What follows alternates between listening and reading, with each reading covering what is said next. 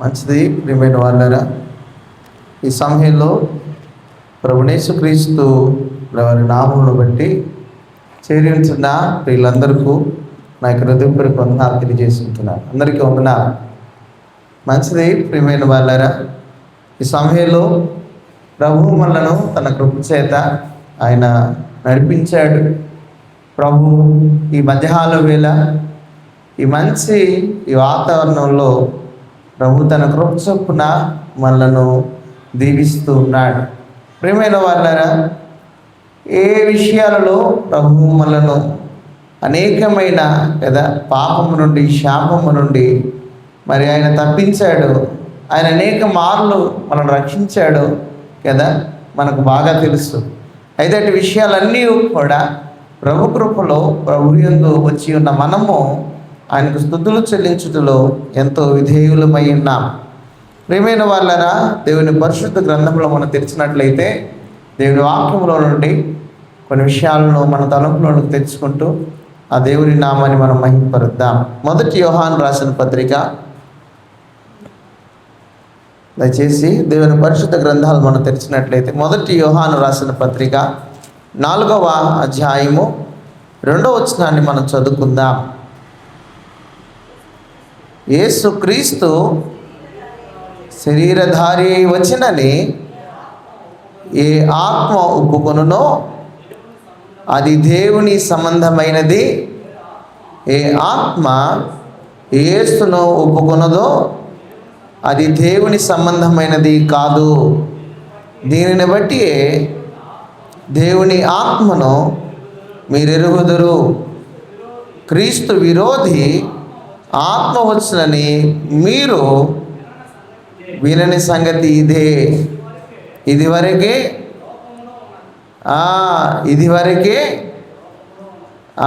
అది లోకములో ఉన్నది చాలు.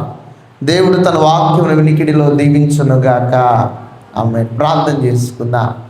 మమ్మల్ని మిక్కిలిగా ప్రేమించిన పరలోకపు తండ్రి, దేవా మీకు వందనాలు. మీ కృపలో ఏదో మా ప్రభు మమ్మల్ని మీరు దీవించిన దాన్ని బట్టి స్తోత్రాలు. ఏదో మా ప్రభు ఇంతవరకు మా ప్రియులు నిన్ను స్తుతించారు అయ్యా. ఇదిగో వాయిద్యాలతో నిన్ను మహిమపరిచారు. వాటిని మీరు దీవించండి. వాటి తలాతులను మీరు ఇంకనూ ఆశీర్వదించమని ప్రార్థిస్తున్నాం. ఇదిగో మా ప్రభు ఈ సమయంలో అయ్యా, ఇదిగో ఈ వాక్య పరిచర్యకై ఇక్కడ చేరిన వాళ్ళందరినీ మీరు దీవించండి మా ప్రభు. ఇదిగో నైనా చదవబడి లేఖనాన్ని దీవించండి. చదివిన మీ దాసుని దీవించండి అయ్యా. ఇంకా ఇదో వినే చెవి గ్రహించే మనసులు మాకు ఇవ్వమని, మీ ఆత్మ సహాయము నడిపింపును మాకు దయచేయమని, ఏదోనైనా ఈ వాక్యముల నుండి మేలైన సంగతులు మాకు జ్ఞాపకము చేయమని యేసు ప్రభు నామములో ప్రార్థించి వేడుకునిచున్నాము తండ్రి. ఆమేన్. ప్రియమైన వాళ్ళారా, యేసుక్రీస్తు ప్రభువు వారు ఈ లోకములోనికి వచ్చినట్లుగా, ఆయన వచ్చి ఉన్నట్లుగా ఇక్కడ క్రీస్తు విరోధి కదా ఇంకనూ ముందుగానే ఉండి ఉన్నాడని దేవుని వాక్యం సెలవిస్తూ ఉంటున్నది. ఆ మాటల్ని మనం జ్ఞాపకం చేసుకున్నాం కదా. యేసు క్రీస్తు శరీరధారి అయి వచ్చనని ఏ ఆత్మ ఒప్పుకొనునో కదా అది దేవుని సంబంధమైనది. ఏ ఆత్మ యేసును ఒప్పుకొనదో అది దేవుని సంబంధమైనది కాదు. ప్రియమైన వాళ్ళరా, దేవుణ్ణి ఒప్పుకొనుటలో ప్రభువైన యేసుక్రీస్తు ప్రభువు వారు పరలోకము నుండి భూలోకములకు ఆయన దిగి వచ్చాడని, లేక ఉద్భవించాడని, కన్యక మేరీ గర్భమందు పరిశుద్ధమైన ఆ యొక్క పరిశుద్ధతలో ఆయన జన్మించాడని మనం ఒప్పుకొనినప్పుడే మనం దేవుని సంబంధులుగా ఉంటాం. ప్రభు మార్గములో, ప్రభు బాటలో, ఆయన అనుసారములో, ఆయన విధేయతలో మనం ఉండి ఉన్నప్పుడు ప్రియమైన వాళ్ళరా మనం ఏమవుతామంటే దేవుని సంబంధులుగా ఉంటాం. దేవుని కృపకు వారసులుగా మనం ఉంటాం కదా.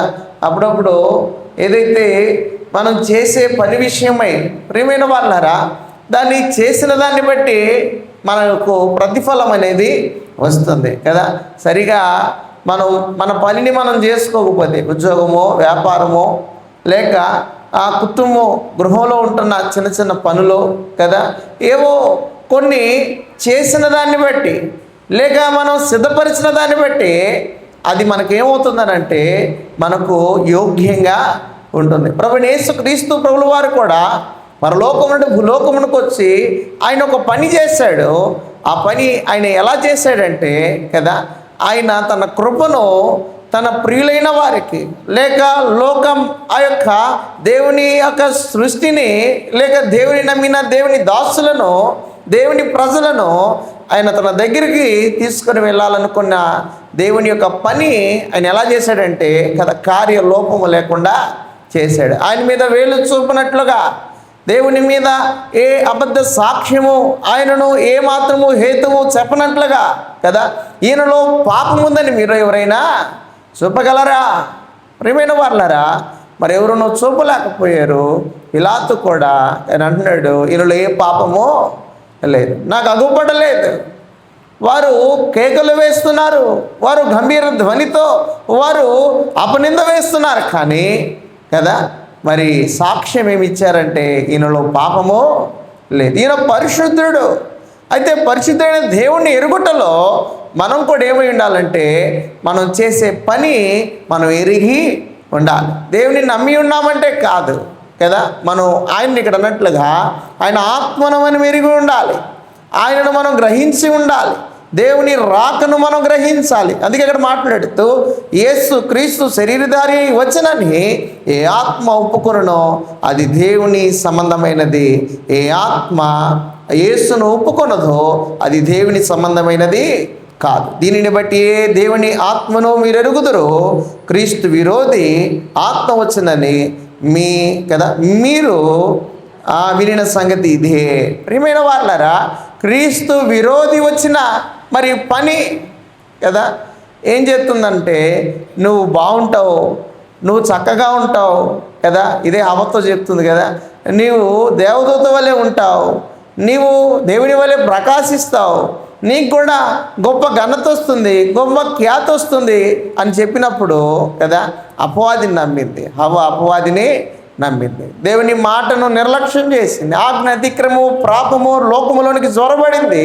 ఇప్పుడు ఏమైందనంటే లోకమంతటా పాపముతో నిండిపోయింది. అలాగైతే ప్రియమైన వాళ్ళారా, దేవుడు లోకంలోనికి ఎందుకు వచ్చాడంటే ఆయన తన ప్రజలను కదా ఆయనతో తీసుకుని వెళ్ళాలని, తన ప్రజలకు తన రక్షణను దయచేయాలని, ఆయన లోకమంతటా రక్షించాలని. ప్రియమైన వాళ్ళారా, తన సొంత గొర్రెలను కదా ఆయన ఎరిగి ఉన్నదాన్ని బట్టి ఆయన వారి దగ్గరికి వచ్చాడు.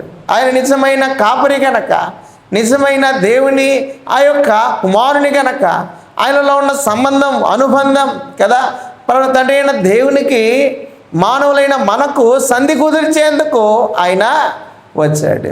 ప్రియమైన వాళ్ళరా, అలాగే యోహాను సువార్త 12వ అధ్యాయం 47వ వచనాన్ని కూడా మనం చూస్తే, యోహాను సువార్త 12వ అధ్యాయము 24వ వచనం, 12:47 ఎవడైనను నా మాటలు వినియు వాటిని గైకొండిన ఎడల నేను అతనికి తీర్పు తీర్చను. నేను లోకమునకు తీర్పు తీర్చుటకు రాలేదు, కానీ లోకమును రక్షించుటకే వచ్చి తిని చాలు కదా. ఇక్కడ ఆ మాటను జ్ఞాపకం చేశాడు తేటగా కదా. ఆయన ఎందుకు వచ్చాడంట? లోకమును రక్షించుటకే వచ్చి తిని కదా, తీర్పు తీర్చేదానికి కాదు. ప్రియమైన వాళ్ళారా, ఆయన పరిచారము చేయించుకునేందుకు రాలేదు, కానీ పరిచారము చేసేందుకే ఆయన వచ్చాడు. ఆయన తన ప్రజల కొరకై నిలబడ్డాడు, ఆయన వారి శిష్యుల యొక్క పాదాలను కడిగాడు. ఆయన పాపము చేత పట్టబడిన లేక అపవిత్రత చేత పట్టబడిన, లేక ఏదైతే దయ్యములతో పట్టబడిన అనేకులను స్వస్థపరిచాడు, విడుదల చేశాడు. రక్షించేందుకై ఆ రోగికి వైద్యుడు అవసరమని దేవుడే కదా వైద్యం తెచ్చినట్లుగా, ఆయనే దానికి బదులుగా ఆ ప్రాయశ్చిత్తముగా ఆయన బలైనట్లుగా మనం చూస్తాం. ప్రియమైన వాళ్ళారా, దానికి కానీ ఇక్కడ జ్ఞాపకం చేస్తూ ఆయన తీర్పు తీర్చలేదు, కానీ ఆయన కృపను ఇచ్చాడు. ఆయన క్షేమాన్ని ఇచ్చాడు, క్షేమ అభివృద్ధిలో మనల్ని ఉంచాడు. అలాగైతే ప్రభువును మనం ఎరిగి ఉన్నాం. ఎలా ఎరిగి ఉన్నామంటే ఆయన నాకు దేవుడని మనము ఎరిగి ఉన్నాం. ఆయన లోక రక్షకుడని, రక్షించడానికి భూలోకానికి వచ్చినాడని మనం ఎరిగి ఉన్నాం. ప్రియమైన వాళ్ళారా, అక్కడే 11వ అధ్యాయము 9-10 వచనాలు కూడా మనం చూద్దాం. యోహాను సువార్త 11వ అధ్యాయము 9-10 వచనాలు మనం చదువుదాం.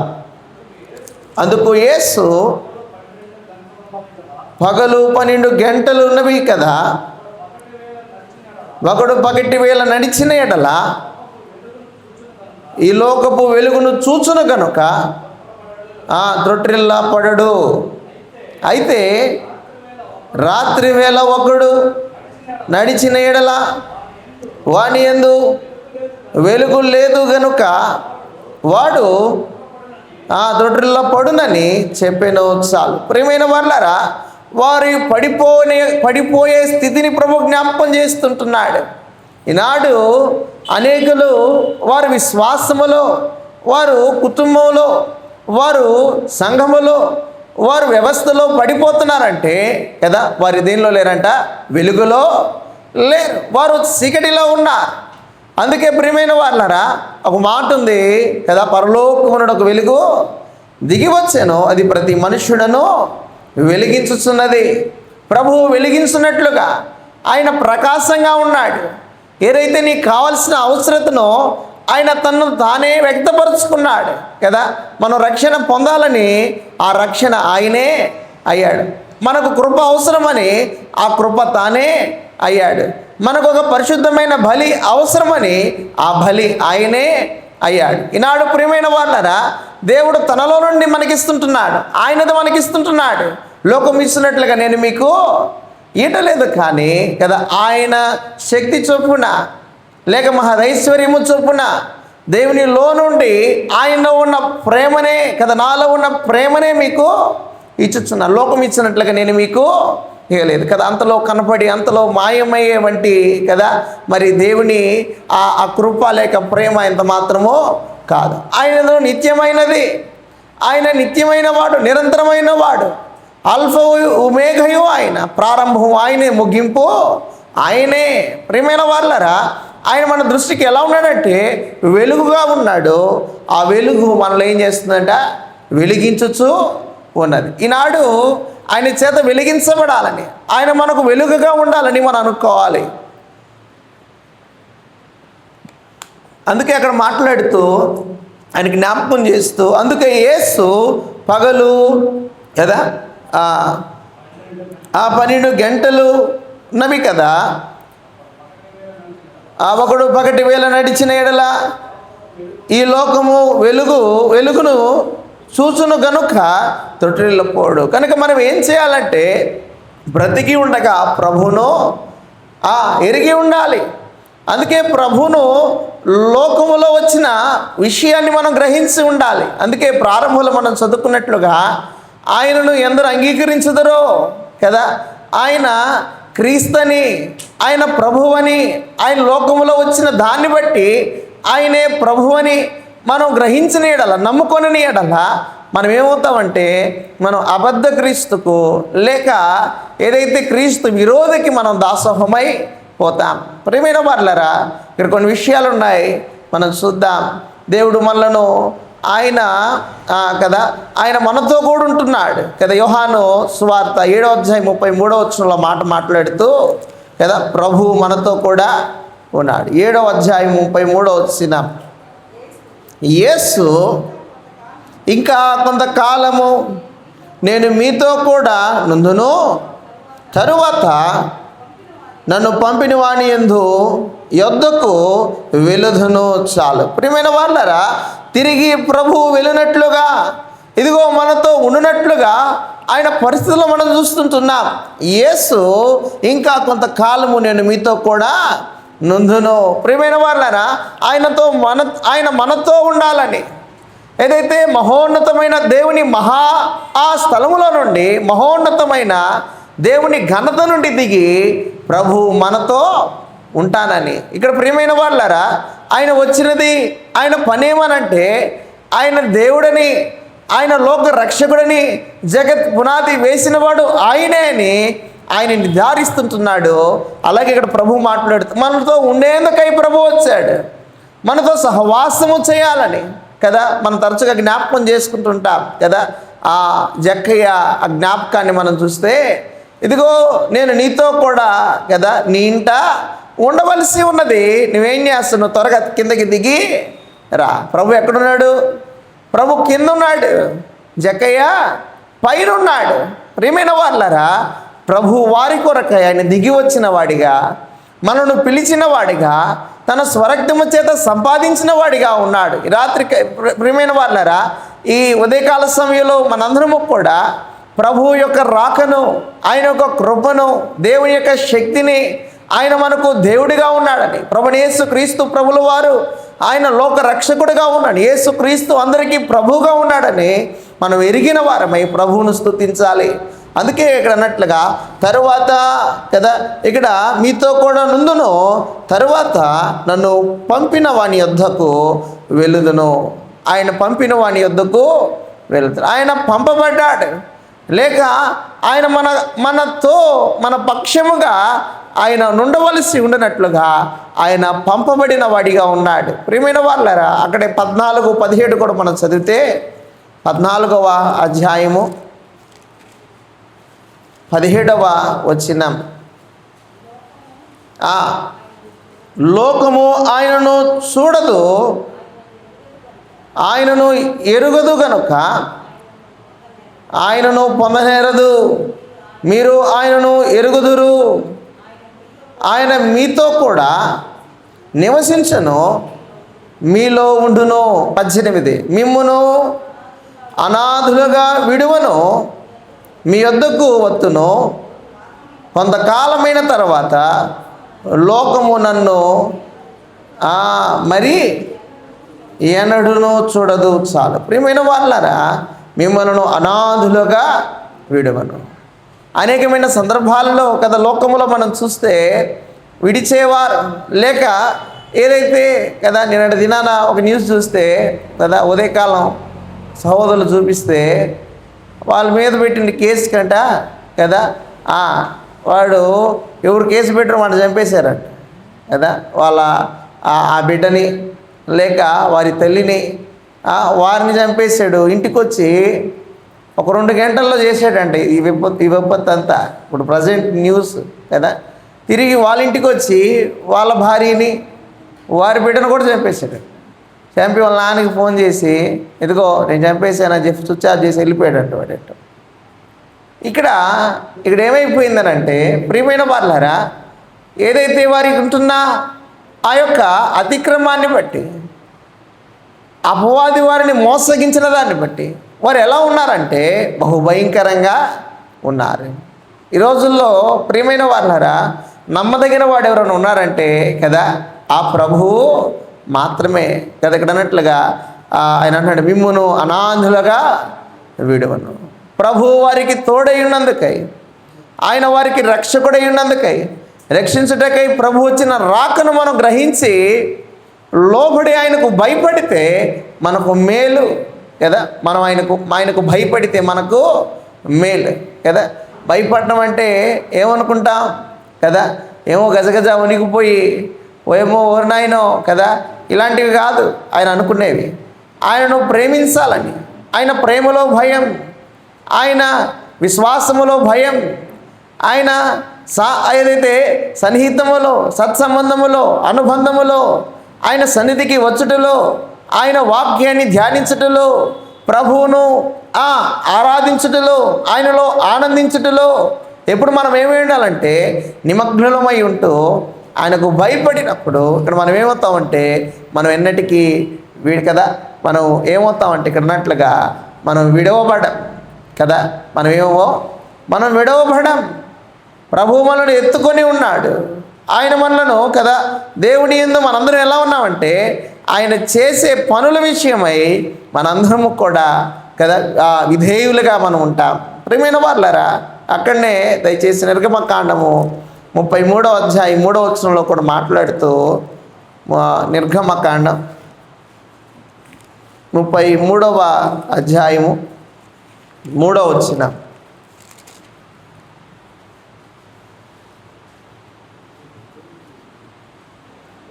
మీరు లోబడనులని ప్రజలు గనుక నేను మీతో కూడా రాను, త్రోవలో మిమ్మును సంహరించుదనేమో అని మోషేతో చెప్పెను. ప్రియమైన వాళ్ళారా, ఏదైతే యెహోవా మోషేతో పైన మొదటి వచనం చూస్తే, మరియు యెహోవా మోషేతో ఇట్లా నేను నీవును ఐగుప్తు దేశము నుండి తోడుకొని వచ్చిన ప్రజలను బయలుదేరి నేను అబ్రహాముతోనూ ఇస్సాకుతోనూ యాకోబుతోనూ ప్రమాణము చేసి నీ సంతానమునకు దీవించుతానని చెప్పిన పాలు తేనె ప్రవహించు దేశమునకు నేను నీకు ముందుగా దూతను పంపి కనానీయులను అమోరీయులను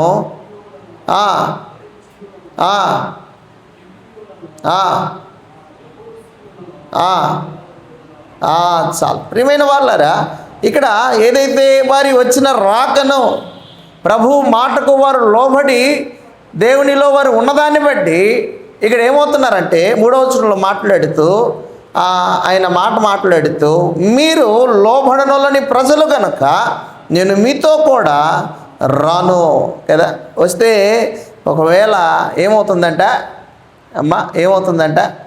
ఒకవేళ సంహరిస్తానేమో కదా. అంటే వారి అవిధేయతను బట్టి, వారి అవిశ్వాసాన్ని బట్టి.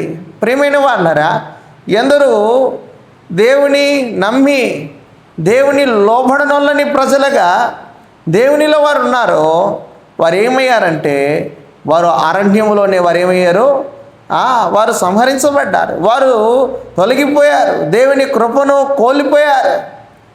ఇక్కడ మార్గము యెహోవాదైనప్పుడు నమ్మిక కలిగిన దేవుని యందు విశ్వాసం ఉంచి ఆయన యందు యథార్థులుగా మనం నడవాల్సిన అవసరత ఉంది.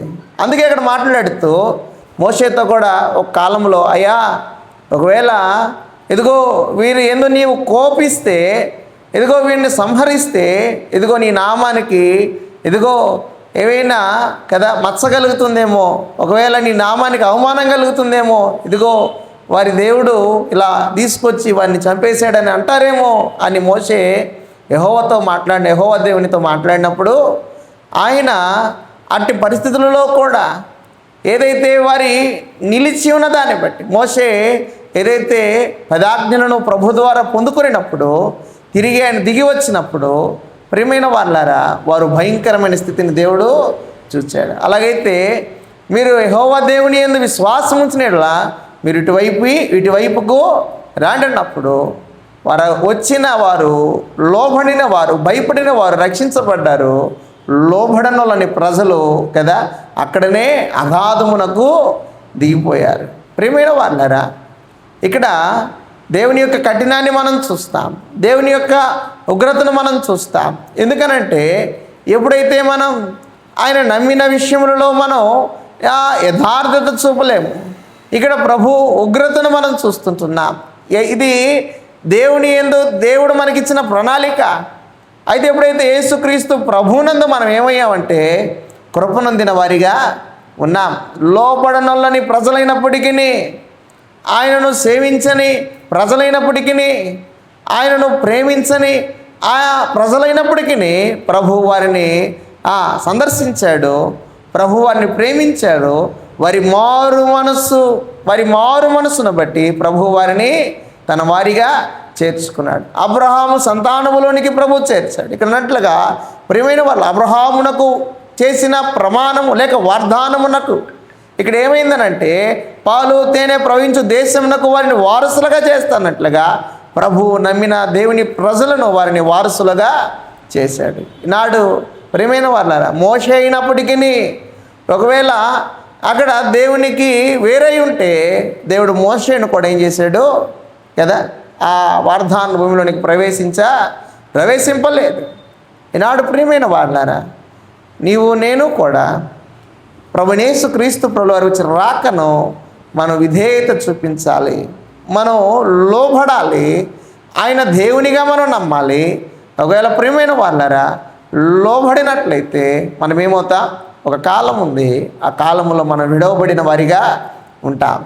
దేవుని రాజ్యములో ప్రవేశించలేని వారంగా, ఆయన ఏదైతే తలుపులను తెరచి ఉన్నాడు అన్నాడు కదా, కొంచెము విశ్వాసమైన ఉంచలేకపోతే కదా, ఎంతట కొంచెము విశ్వాసమైన ఉంచలేకపోతే. అందుకే కదా ప్రకటన గ్రంథంలో ఇప్పుడు మనం జ్ఞాపకం చేసుకుంటూ ఉంటాం, మాట ఉంది కదా, నీకున్న శక్తి కొంచెమే, అయినా నీ ఎదుట కదా నా తలుపు ఏం చేస్తున్నాడు? ప్రభు తెరిచి ఉన్నాడు, నువ్వు దానిలో ప్రవేశించు అన్నాడు.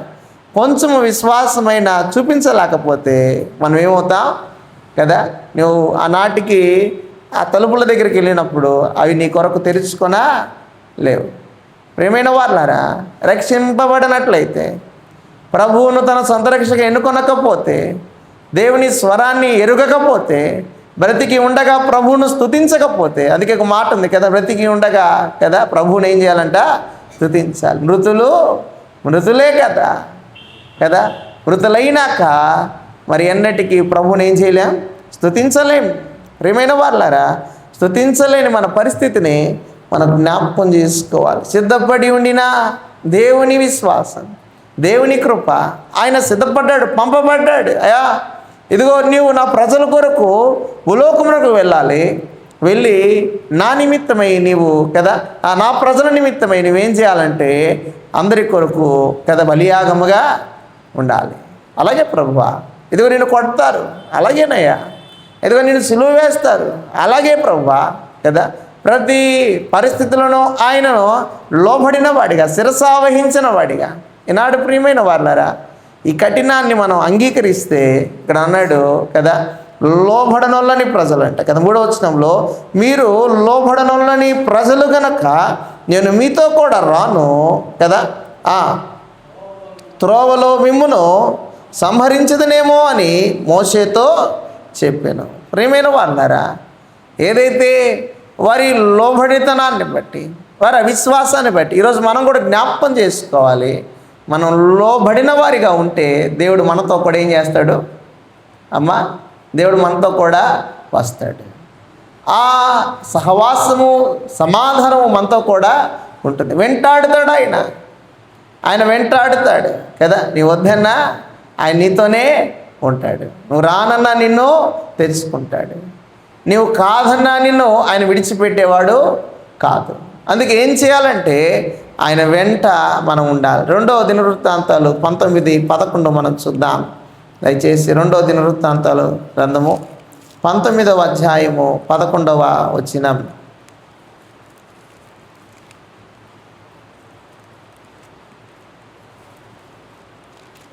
2వ దినవృత్తాంతాల గ్రంథం 19వ అధ్యాయము 11వ వచనం. మరియు ప్రధాన యాజకుడైన అమర్యా సకల విషయములను కనిపెట్టుటకు నీ మీద ఉన్నాడు.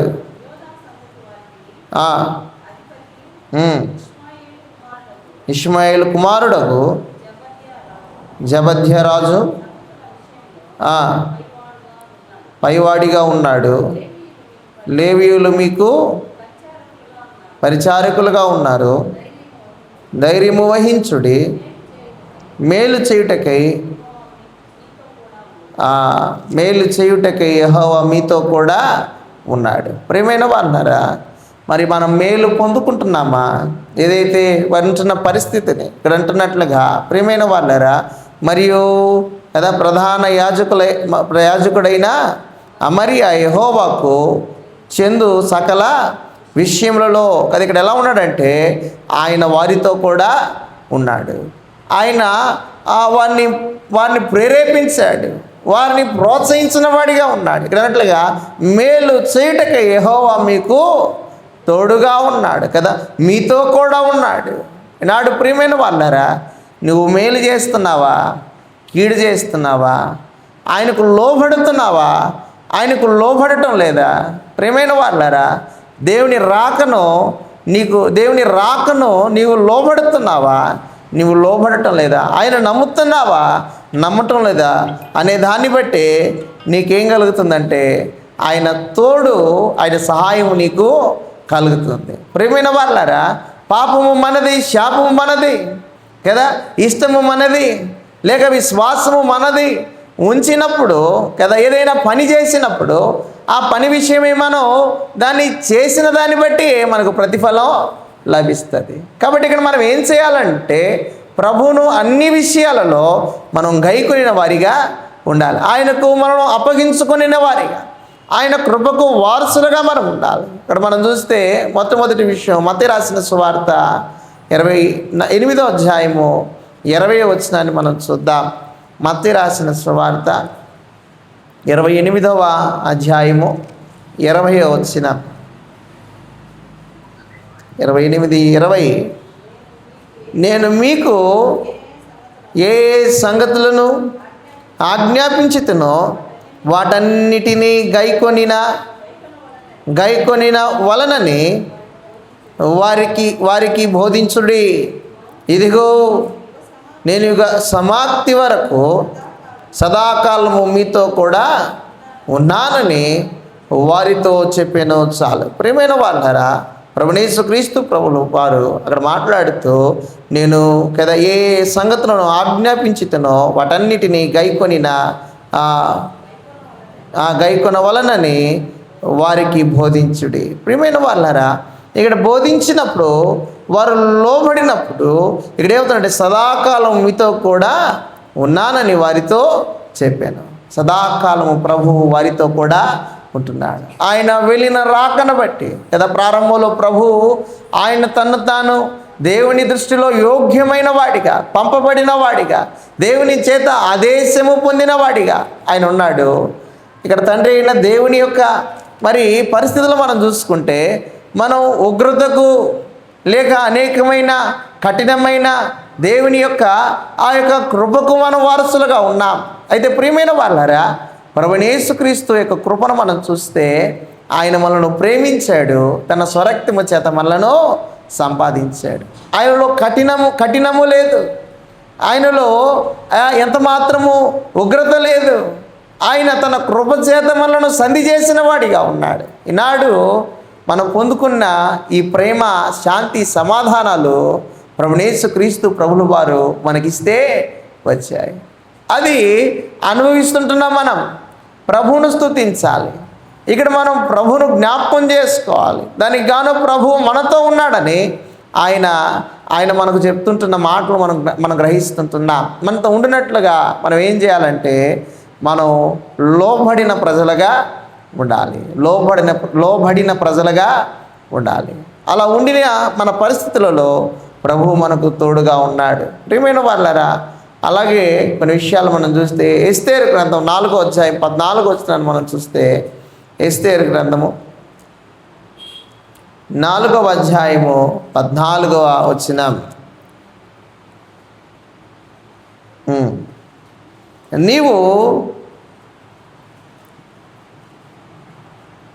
నీవు ఈ సమయమందు ఏమియు మాట్లాడక మౌనముగా నున్న ఎడల కదా యూదులకు సహాయమును విడుదలయు మరి యొక్క దిక్కు నుండి వచ్చును గాని నీవును నీ తండ్రి ఇంటి వారందరూ నశించుదురు. నీవు ఈ సమయమును బట్టి రాజ్యమునకు వచ్చితిమేమో ఆలోచించుకునమని చెప్పాను. చాలు. ప్రియమైన వాళ్ళారా, అక్కడ ఉంటున్న ఎస్తేరుతో తన ఎవరు అమ్మ ఎవరంట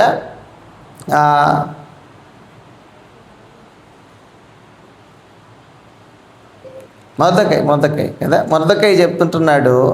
ఆయన అంటున్నాడు కదా, ఈ విషయమై నువ్వు కదా ఏమయ్యావంట, దేవుని చేత ఎన్నుకొనబడి ఉన్నావేమో ఆలోచించు కదా. ఒకవేళ నువ్వు రక్షించకపోయినా దేవుడు మరొక వైపు నుండి మమ్మలను రక్షిస్తాడు.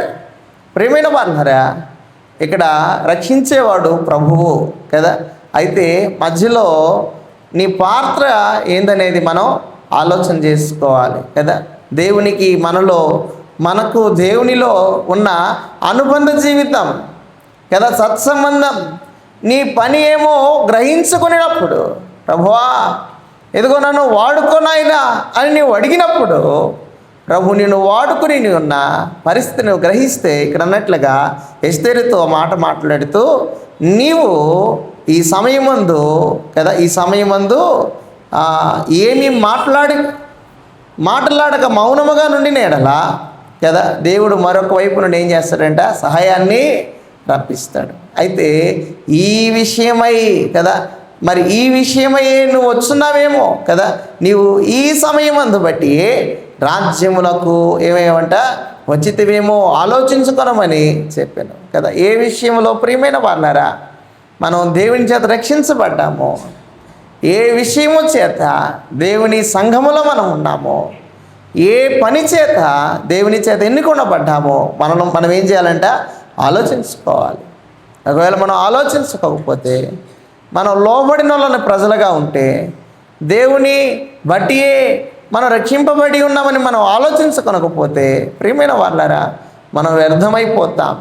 దేవుడు మనలో ఉండి ఆయన ఏమీ చేయలేడు. ఆయన అన్నాడు, నీలో నేనున్నాను కదా, నీవు నా సొత్తుగా ఉన్నావు అని ప్రభువు చెప్పిన, ప్రభువు ఉండిన ఆ యొక్క కృపకు లేక దేవుని యొక్క ఆ స్వాదేశమునకు మనం ఏమీ కాలే. మనం ఏం చేయాలంటే మనం గ్రహించాలి కదా, ప్రభువా నీ కొరకు నేను రక్షించబడి ఉన్నా, నా కుటుంబాన్ని రక్షించుకొని ఉన్నా, ఇదిగో నా బిడ్డలను నీ మార్గంలో నడిపిస్తున్నా, ఇదిగో ప్రభువా నీ కొరకు పని చేస్తుంటున్నా, నీ కొరకు నేను ఒక సాధనంగా ఉన్నా, నీ విషయమై నేను యథార్థంగా ఉన్నా, నా పనిలో కావచ్చు, నా ఉద్యోగములో కావచ్చు, నా మార్గములో కావచ్చు, నేను ఎలా ఉన్నానంటే ఇదిగో నీ కొరకు నేను ఇలాగా ఉన్నా.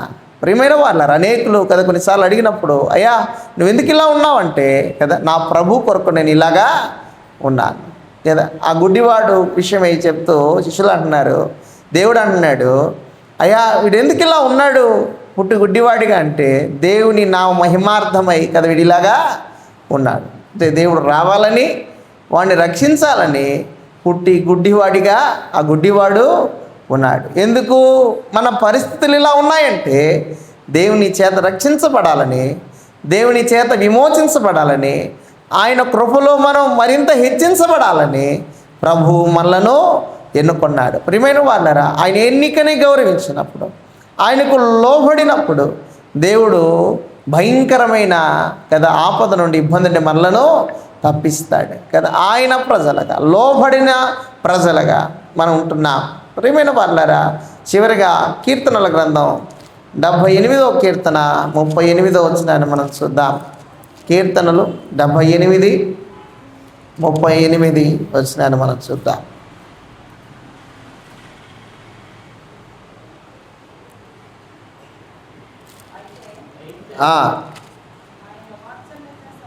అయితే ఆయన వాత్సల్యత సంపూర్ణుడై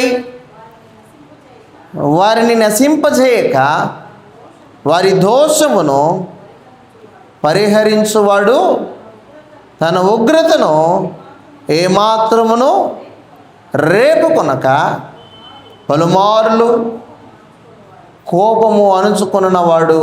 చాలు కదా, కోపము అణుచుకొనువాడు. ప్రియమైన వాళ్ళారా ఆ ప్రభు ఆయన మన విషయాలలో ఎలా ఉన్నాడంటే కదా, ఆయన సహించుకొనిన వాడిగా కదా, వారి అక్కడ అన్నట్లుగా నశింపజేయక కదా, వారిని నశింపజేయక వారి దోషము ఏం చేస్తానంట పరిహరించువాడిగా ఉన్నాడు కదా. ఎందుకు ఇంకా నువ్వు ఇలా ఉన్నావంటే కేవలం దేవుని కృపయే. నీ పని ఏందో నువ్వు వెతుక్కోవాలి, నీ బాధ్యత ఏందో నువ్వు గ్రహించాలి. నీవు దేవుని విషయమై ఏ పని విషయమై ఏ యథార్థత విషయమై నీవు ఉన్నావో నీవు గ్రహించుకోవాలి.